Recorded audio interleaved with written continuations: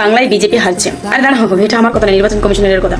নির্বাচন কমিশনার বলছে বাংলায় বিজয় মিছিল করা যাবে না। ভাই অষ্টমী দিদি কাঁদি কি ঝড়ি কি যা ভিউজ কামে নিল রে, আই এম তো অবাক। কয়েক ঘন্টার মধ্যে মিলিয়ন মিলিয়ন ভিউজ ছুটেছে, ভাবা না। Wake up to reality. কি খবর বন্ধুরা? তো আমাদের দেশ স্বাধীন হয়েছিল 1947 সালে, কিন্তু না, দেশ স্বাধীন হয়েছে 2026 সালে। দেশ স্বাধীন হয়েছে ঠিক আছে, কিন্তু একটা নন্দীগ্রামের একটা বিষাক্ত মাল রয়ে গেছে। অষ্টমী গিরি বলে একটা মেয়ে আছে, সারা হ্যাভি বিষাক্ত মাল।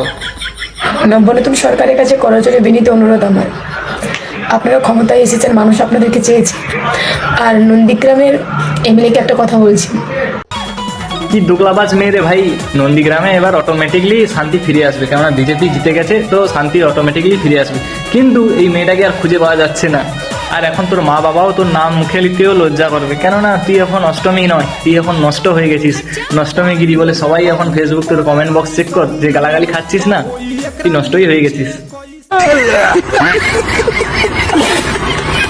বেশ বড় বড় কথা বলেছিল, হ্যান কারেঙ্গা ত্যান কারেঙ্গা, চটি জ্যাঠা মাল। ঠিক আছে, তুই গাড়ি ঢুকে দিয়েছে তো।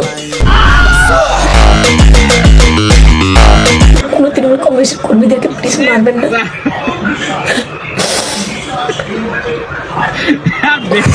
তোমাকে আমি লাস্ট একটাই কথা বলতে চাই, ঠিক আছে?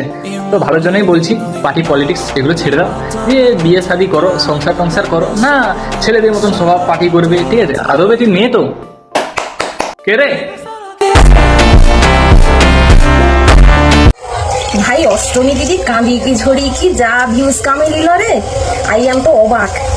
কয়েক ঘন্টার মধ্যে মিলিয়ন মিলিয়ন ভিউজ ছুটেছে, ভাবা না। আর তুই যে ফেসবুকে সবার সামনে এসে কান্না করছিস, ঠিক আছে? পিঙ্কু প্রামাণিক ঠিকই কথা বলেছে, তুই এটা ভিউসের জন্যই করেছিস।